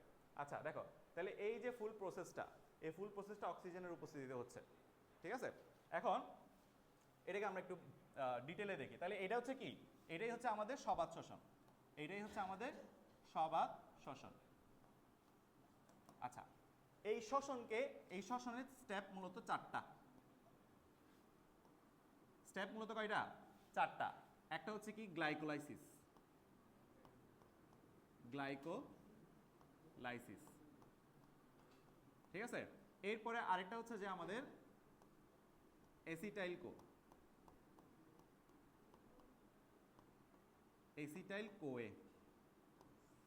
এসিটাইল কোয়ে।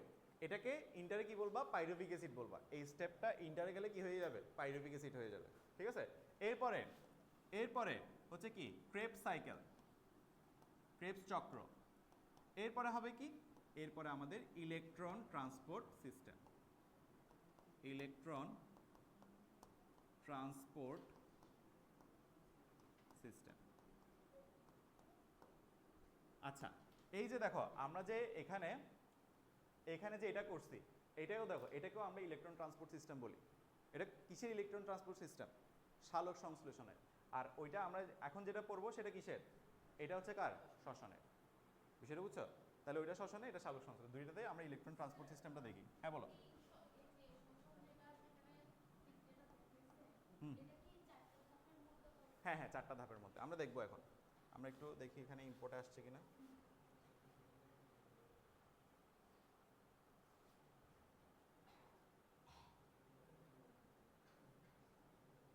আচ্ছা, একটা মিনিট দাঁড়াও, আমি এখানে ইম্পোর্টটা করে দিলে হয়ে যাবে।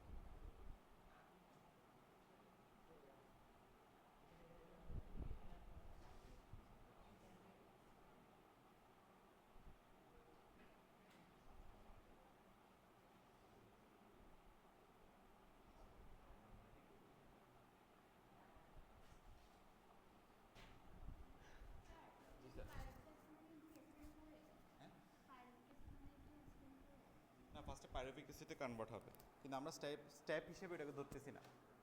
স্টেপ হিসেবে এটাকে ধরতেছি না, মানে স্টেপ হচ্ছে এখানে চারটা। এই যে দেখো পরের পৃষ্ঠায় আছে, স্টেপ হচ্ছে চারটা: glycolysis, acetyl Koi, Krebs, electron transport system. মানে পাইরুভিক অ্যাসিডটাকে আমরা স্টেপ ধরতেছি না, স্টেপ ধরতেছি acetyl Koi, glycolysis, Krebs cycle এবং ইলেকট্রন ট্রান্সপোর্ট সিস্টেম। আমি বলতেছি, এখন বলতেছি। এখান থেকে তোমাদের কোয়েশ্চেন আসবে মাস্ট।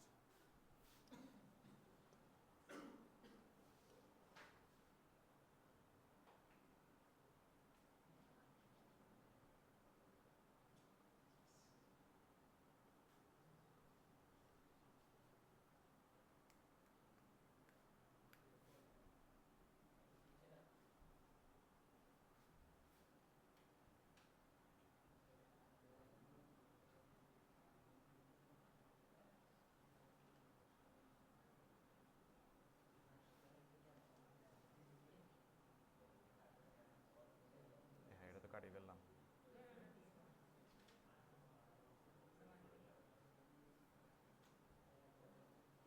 আসছে। ইস, আবার সেম কাজ করে ফেললাম। এটা দিলে আচ্ছা, এখানে ডিলিট আছে, পাইছি পাইছি।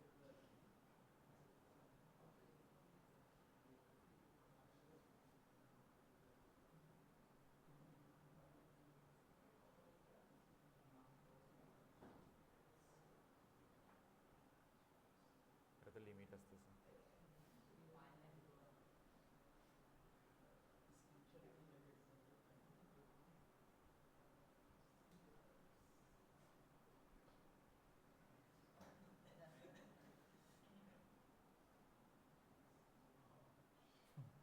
এটা তো হচ্ছে না।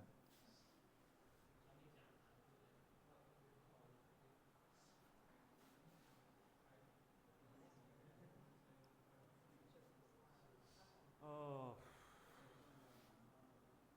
হ্যাং করে ফেলছে, হচ্ছে না তো। হ্যাঁ, এটা কাজই করতেছে না।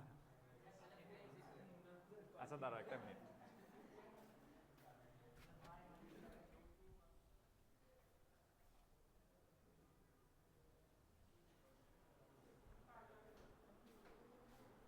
লোড নিচ্ছে না যে, এটা দেখা যাচ্ছে।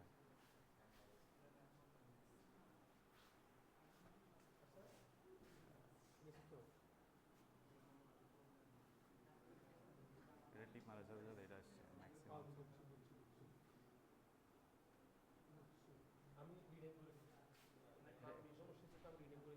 এটা এটা কিভাবে ইয়া করবো? এটা তো যাচ্ছে না। আচ্ছা এটা দিছি, হচ্ছে না। ওকে ওকে ঠিক আছে।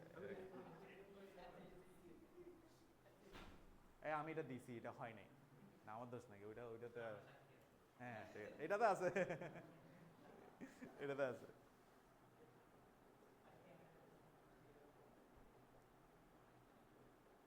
আচ্ছা আচ্ছা, আমরা যেটা পড়তেছিলাম অবাধ শোষণ আর সবাধ শোষণের মধ্যে তফাৎটা ওই জায়গায়, ঠিক আছে? অবাধ শোষণ আর সবাধ শোষণের মধ্যে তফাৎটা ওই জায়গায়। কি রে?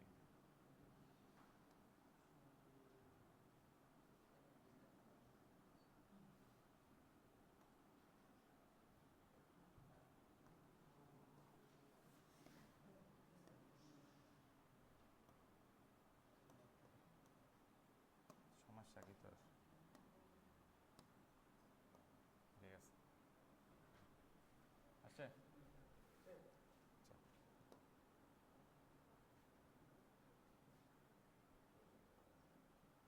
আচ্ছা, হুম ঠিক আছে।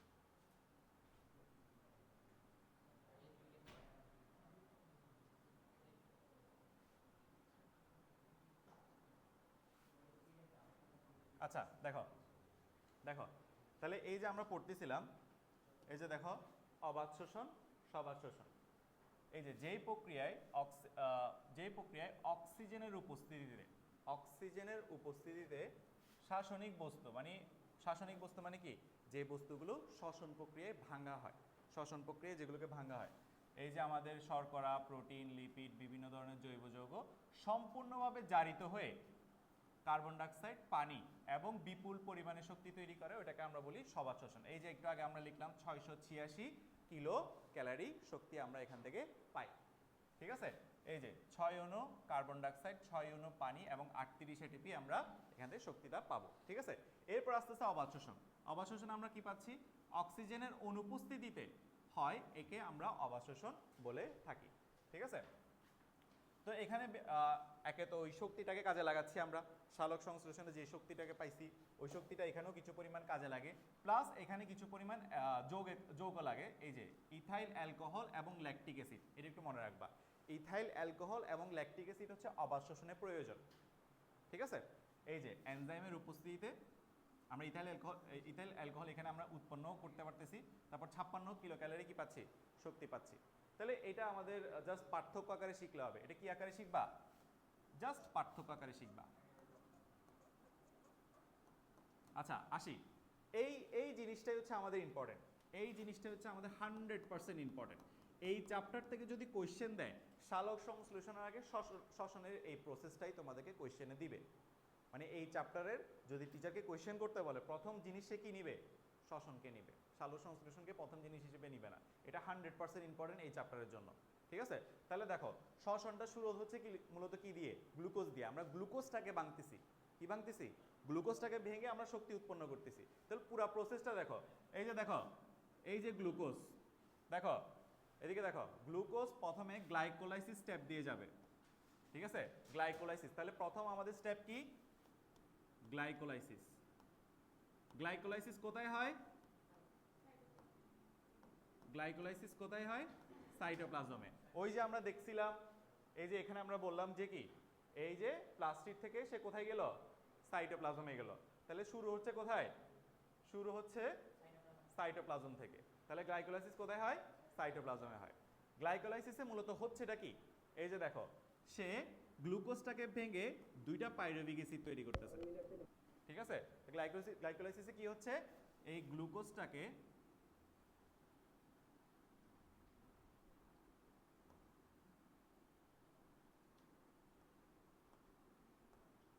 গ্লুকোজটাকে ভেঙে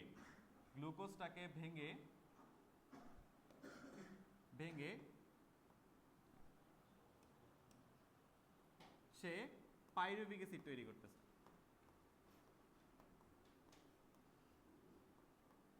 ঠিক আছে, কয়টা পাইরুভিক অ্যাসিড আসবে? দুইটা পাইরুভিক অ্যাসিড তৈরি হবে।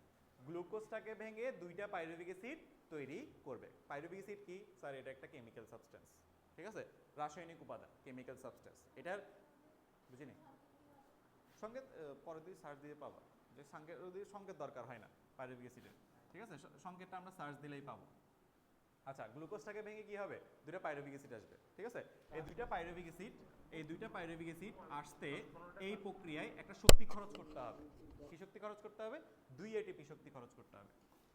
ওই আমরা শক্তি যেগুলো মোটামুটি এর আগের শ্বসনে পাইছিলাম, এখন 38 এটিপি আমরা তৈরি করতেছি যে।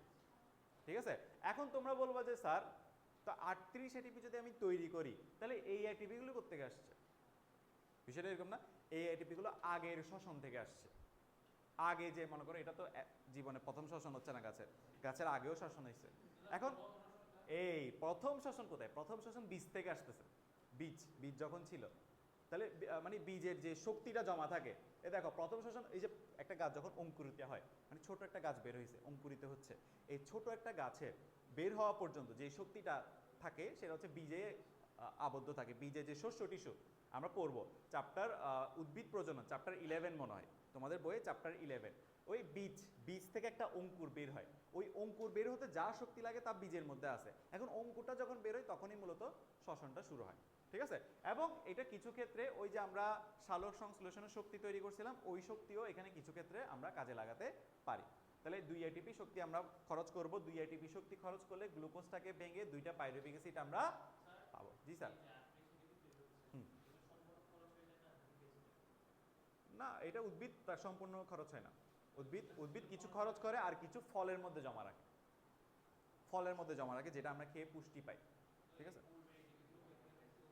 হ্যাঁ ওগুলোর থেকে আসছে। তাহলে দেখো গ্লুকোজটাকে ভেঙে কি হইলো? দুইটা পাইরুভিক অ্যাসিড পাইলাম। কি খরচ করতে হয়েছে আমাকে? দুইটা এটিপি খরচ করতে হয়েছে।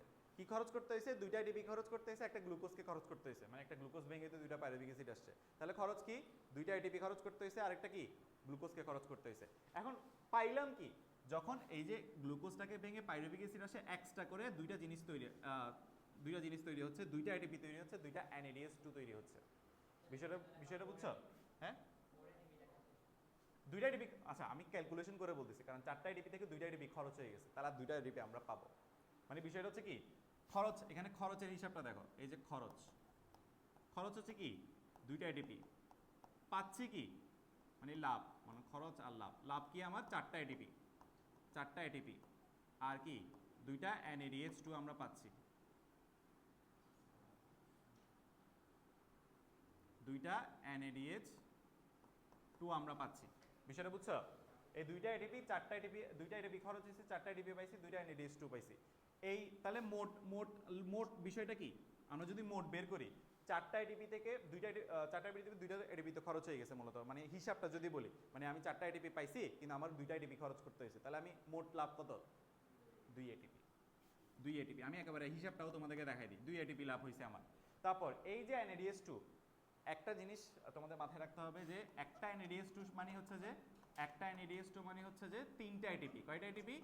3টা এটিপি। তাহলে 2টা মানে কয়টা এটিপি? 6টা এটিপি। তাহলে এটাকে যদি এটিপিতে কনভার্ট করি সেটা হবে কত? 6টা এটিপি। এই যে কনভার্ট করতেছি, এই কনভার্ট হয় যে মূলত আমাদের শ্বসনের ইলেকট্রন ট্রান্সপোর্ট সিস্টেমের মাধ্যমে। ইলেকট্রন ট্রান্সপোর্ট সিস্টেম কি করে? তোমার ইয়াটাকে NADH2 এবং FADH2 এবং GTP কে ATP-তে কনভার্ট করে। বুঝছো? মানে হিসাবটা এইভাবে করতেছি আমরা। ওখান থেকে যদি খরচ হইতো, মানে উৎপন্ন করার আগে খরচ কিভাবে করবা? বিষয়টা এরকম না, এটা তো পরে দিয়ে উৎপন্ন হবে যে। না, ও হ্যাঁ, এখানে 8 এটিপি তৈরি হয়েছে, মানে এটার কথা বলতেছি। এটা ও বলতে যাচ্ছে যে এই 4 এটিপি থেকে কি 2 এটিপি খরচ হয়েছে? না, এটা তো পরে তৈরি হচ্ছে যে। 4 এটিপি তোমাকে খরচ করতে হবে, তারপর 2 এটিপি খরচ করতে হবে, তারপর তুমি 4 এটিপি পাবা মোটটা বের করার জন্য। মানে এই যে দেখো, মানে আমি তোমাদেরকে ব্যবসা সিস্টেম বুঝাই। তুমি একটা ব্যবসা করতে যাচ্ছ, তো ব্যবসা করতে, তুমি মনে করো টি শার্টের ব্যবসা করতে যাচ্ছ, এখন তোমাকে আগে টি শার্ট বাজার থেকে কিনে আনতে হবে, বাজার থেকে কিনে আনতে হবে। তাহলে তুমি টাকা দিলা, তুমি টাকা দিয়ে বাজার থেকে টি শার্ট কিনে আনলা, ঠিক আছে? তুমি মনে করো 200 টাকা খরচ করলে একটা টি শার্টের উপর, এখন তুমি টি শার্টটা 400 টাকা দিয়ে বেচছো, তো এখন তোমার লাভ কত হয়েছে? 400 টাকা। 200 টাকা তো তুমি খরচ করে ফেলছো, তাহলে 200 টাকা লাভ হয়েছে। তো বিষয়টা হচ্ছে এরকম যে 4টা এটিপি উৎপন্ন হবে, কিন্তু উৎপন্ন করার জন্য আগে তোমাকে 2টা এটিপি খরচ করতে হবে। তাহলে আমি যদি হিসাব করতে চাই, তাহলে হিসাব করতে হলে আমার 400 টাকা থেকে 200 টাকা তো চলে গেল, আর 200 টাকা আমার কি হয়েছে? লাভ হয়েছে। বিষয়টা বুঝছি? আচ্ছা, তাহলে এটা গেল, এটা একটা গেল। এরপর তাহলে এইটাই হচ্ছে আমাদের 1 নাম্বার স্টেপ। 1 নাম্বার স্টেপ কি? এই যে গ্লাইকোলাইসিস, গ্লাইকোলাইসিস আমাদের কমপ্লিট হলো। আচ্ছা, এরপরে আসি, এরপরে স্টেপে পাইরুভিক অ্যাসিড অ্যাসিটাইল কোতে কনভার্ট হবে। এই স্টেপের নাম আমরা দিছি অ্যাসিটাইল, আমরা দিই নাই, বিজ্ঞানী দিছে অ্যাসিটাইল কোয়ে, অ্যাসিটাইল কোয়ে ধাপ। অ্যাসিটাইল কোয়ে ধাপে পাইরুভিক অ্যাসিডটা অ্যাসিটাইল কোতে কনভার্ট হবে। পাইরুভিক অ্যাসিড কোথায় যাবে? Acetyl CoA. এই পাইরুভিক অ্যাসিড অ্যাসিটাইল কোয়ে, ঠিক আছে? এই অ্যাসিটাইল কোতে যাবে। এখানে যাওয়ার সময় কি কি বিষয় এসে ঘটতেছে দেখো। প্রথমত একটা কার্বন ডাইঅক্সাইড আমি এক্সট্রা করে পাবো, দুই দিক থেকে 2টা কার্বন ডাইঅক্সাইড পাবো, দুই দিক থেকে 2টা কার্বন ডাইঅক্সাইড নির্গমন হবে, মানে বের হবে, উৎপন্ন হবে। মানে মূলত কথা হচ্ছে 2টা কার্বন ডাইঅক্সাইড উৎপন্ন হবে, সেটা বের হয়ে যাবে। তাহলে এখান থেকে লাভ কি পাইলাম এখন পর্যন্ত? 2টা কার্বন ডাইঅক্সাইড পাইলাম। লাভ কি পাইলাম? 2টা কার্বন ডাইঅক্সাইড পাইলাম। এরপর আসো, দুই দিক থেকে 2টা NADH2 পাবো, দুই দিক থেকে 2টা NADH2 পাবো, পাইলাম। হ্যাঁ হ্যাঁ হ্যাঁ, আবার আবার আসবে। এই দেখো, এই পাইরুভিক অ্যাসিড ভাঙলে আমরা আরেকটা NADH2 পাবো, মানে নতুন করে আরেকটা NADH2 হিসাবের খাতায়। তো খরচ কি? আচ্ছা, 2টা কার্বন ডাইঅক্সাইড পাইলাম, 2টা NADH2 পাইলাম। খরচ কি করতে হইলো আমাকে? ত্যাগ কি করতে হইলো? 2টা পাইরুভিক অ্যাসিডকে ত্যাগ করতে হইলো, 2টা পাইরুভিক অ্যাসিডকে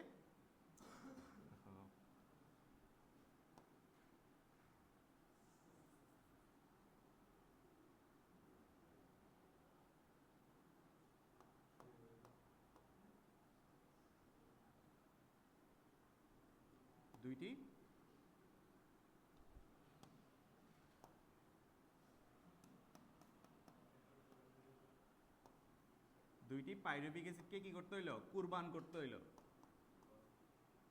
কারণ পাইরুভিক অ্যাসিড কি আমার আর এখন আছে? এখন আছে পাইরুভিক অ্যাসিড, কুরবান করে ফেলতে হইছে না? তো 2টা পাইরুভিক অ্যাসিডকে কুরবান করলে আমরা কি পাচ্ছি? 2টা অ্যাসিটাইল কো পাচ্ছি। তাহলে এখানে আমাদের লাভ কি? এখানে আমাদের লাভ হচ্ছে 2টা আমরা কার্বন ডাইঅক্সাইড পাইছি, আর 3 দুগুণে কত? 6টা আমরা এটিপি পাচ্ছি। পাইছি? পাইছি, শেষ করি। দেখো, এরপরে এটা যাবে মেইন ধাপে, ক্রেবস চক্র। ক্রেবস চক্রে যাবে। কোথায় যাবে? ক্রেবস চক্র। এই ক্রেবস চক্রে সবচেয়ে বেশি শক্তি তৈরি হয়, সবচেয়ে বেশি শক্তি তৈরি হয়।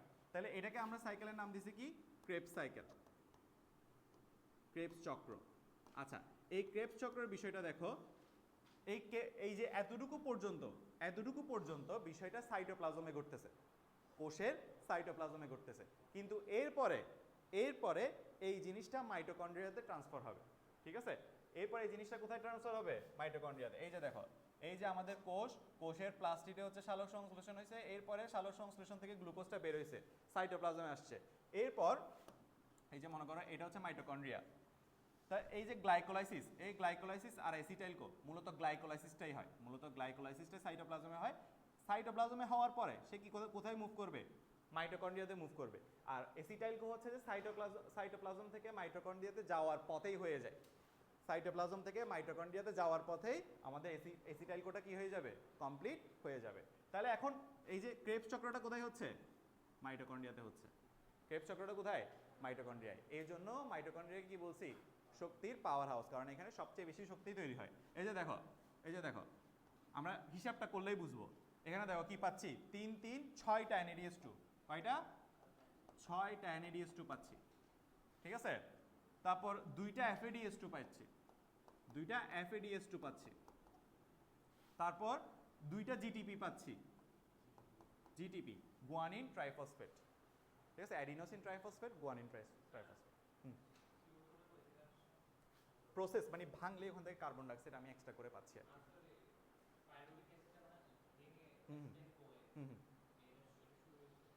হ্যাঁ, পাইরুভিক থেকে অ্যাসিটাইল কোয়ে কনভার্ট হচ্ছে, মানে একটা কেমিক্যাল থেকে আরেকটা কেমিক্যালে যাচ্ছে। তখন আমরা এক্সট্রা হিসেবে, বাই প্রোডাক্ট হিসেবে এগুলো পাচ্ছি, যে আমরা বিক্রিয়াতে দেখি না বাই প্রোডাক্ট। আমার টার্গেট হচ্ছে পাইরুভিক অ্যাসিডকে অ্যাসিটাইল কো বানানো। পাইরুভিক অ্যাসিডকে যখন অ্যাসিটাইল কো বানাচ্ছি এক্সট্রা হিসেবে আমরা এগুলো পাচ্ছি, মানে শক্তি নিয়ে। কিছু বিক্রিয়ায় আমাকে শক্তি দিতে হয়, আর কিছু বিক্রিয়া করলে আমরা শক্তি পাই। তাহলে এটা হচ্ছে বিক্রিয়া করলে আমরা এই NADH2 পাচ্ছি, শক্তিটা পাচ্ছি। বিষয়টা বুঝছো? কিছু হচ্ছে বিক্রিয়া করলে আমরা শক্তি পাই। যেমন তোমরা কেমিস্ট্রিতে পড়বা চ্যাপ্টার 8-এ বিক্রিয়া করলে বিদ্যুৎ শক্তি তৈরি হয়। গ্যালভানিক কোষে বিক্রিয়া করলে কি তৈরি হয়? বিদ্যুৎ শক্তি তৈরি হয়। বিষয়টা বুঝছি? আচ্ছা, তাহলে এই গেল। তাহলে এইখানে দেখো এই 6টা 2টা আর 2টা, সাথে 2টা কার্বন ডাইঅক্সাইড, টোটাল 4টা কার্বন ডাইঅক্সাইড পাবো। 4টা কার্বন ডাইঅক্সাইড পাবো। এই যে দেখো, তাহলে আমাদের মোট জিনিসটা কি হচ্ছে? আচ্ছা, আমাকে এই কুরবান কি করতে হয়েছে? কুরবান কি করতে হয়েছে? 2টা অ্যাসিটাইল কো কুরবান করতে হয়েছে।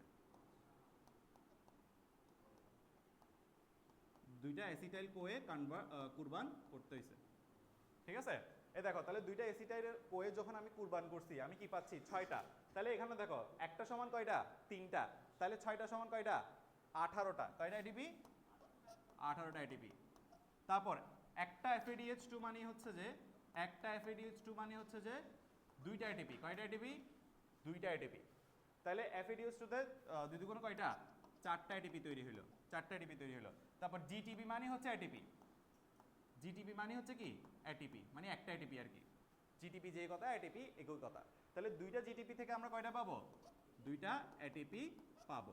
তারপর কার্বন ডাইঅক্সাইড, 4টা কার্বন ডাইঅক্সাইড। এবার দেখো, এবার কমপ্লিট হিসাবটা করো। শেষ, কাজ শেষ, তোমাদের চ্যাপ্টার এখানেই শেষ। দেখো এখন কমপ্লিট হিসাবটা করো। কয়টা? 6টা। 6 2 কয়টা? সরি,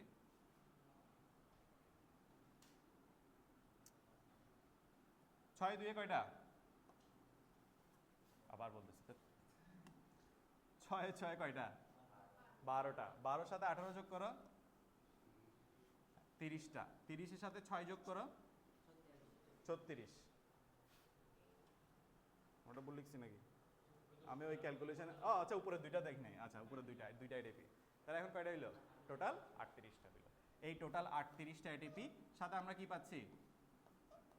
38টা এটিপি পাইলাম, সাথে আমরা কি পাচ্ছি? কার্বন ডাইঅক্সাইড দেখো 1 2টা 4টা, এই 6টা। তোমাদের বইয়ের পরের পৃষ্ঠা খুললে তোমরা হিসাবটা দেখতে পারবা। এই যে দেখো, এই যে তোমাদেরকে আমি এই হিসাবটাই দেখাইছি মূলত এখন। দেখছো?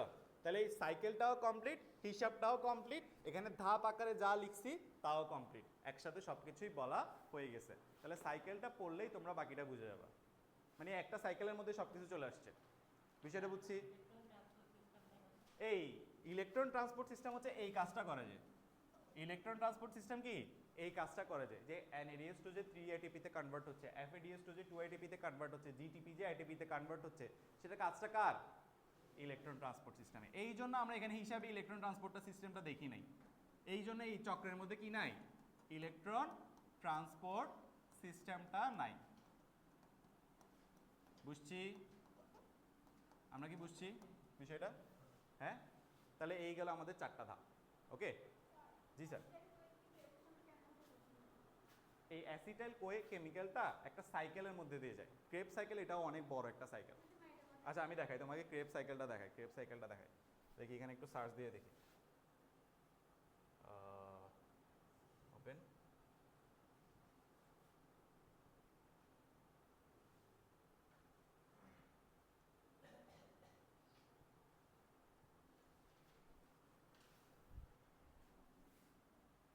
ক্রেব সাইকেলটা একটু দেখাই, ধরো।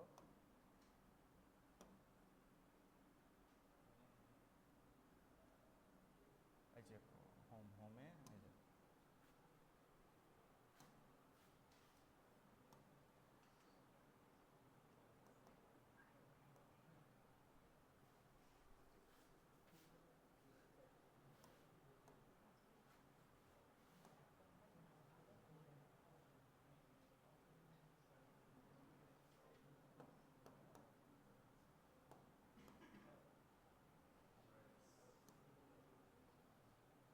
এই যে দেখো,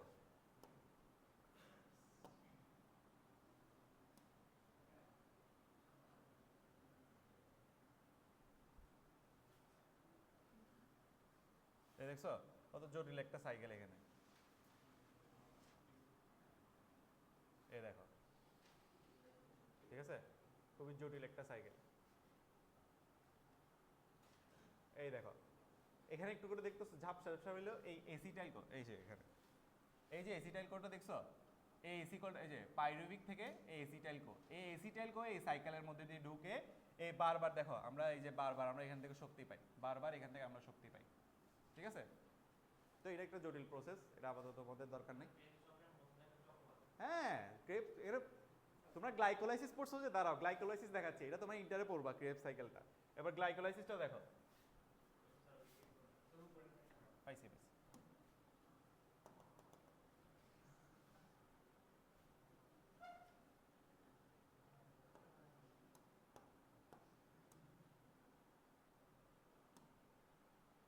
এই দেখো গ্লাইকোলাইসিস দেখো, হ্যাঁ হ্যাঁ। তো এই যে বললাম PS1 PS2 দুইটা সাইকেল ওখান থেকে পাইছি, C3 সাইকেল পাইছি, C4 সাইকেল আছে, তারপর গ্লাইকোলাইসিস আছে, ক্রেপ সাইকেল আছে। ওই যে বললাম মহাসমুদ্রের আমরা শুধু 5% পড়তেছি, এই মহাসমুদ্রের আমরা 5% পড়তেছি মূলত এখানে।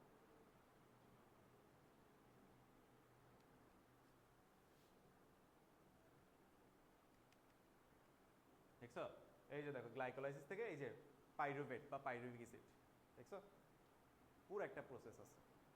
তো এইসব প্রসেসের মাধ্যমে মূলত যাই, এই যে দেখো পুরাটা প্রসেস গ্লুকোজ থেকে পাইরুভেট, ঠিক আছে? আচ্ছা তাহলে আর লাগবে না।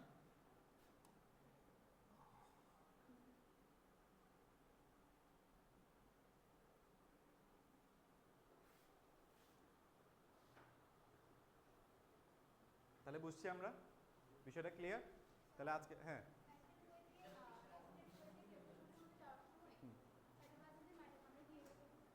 মানে বিষয়টা হচ্ছে যে সাইটোপ্লাজমে ঘটে গ্লাইকোলাইসিস, তো সাইটোপ্লাজম থেকে মাইটোকন্ড্রিয়াতে যাওয়ার একটা পথ আছে না, এই পুরা পথে হচ্ছে এসিটাইল কোটা ঘটে, ঠিক আছে?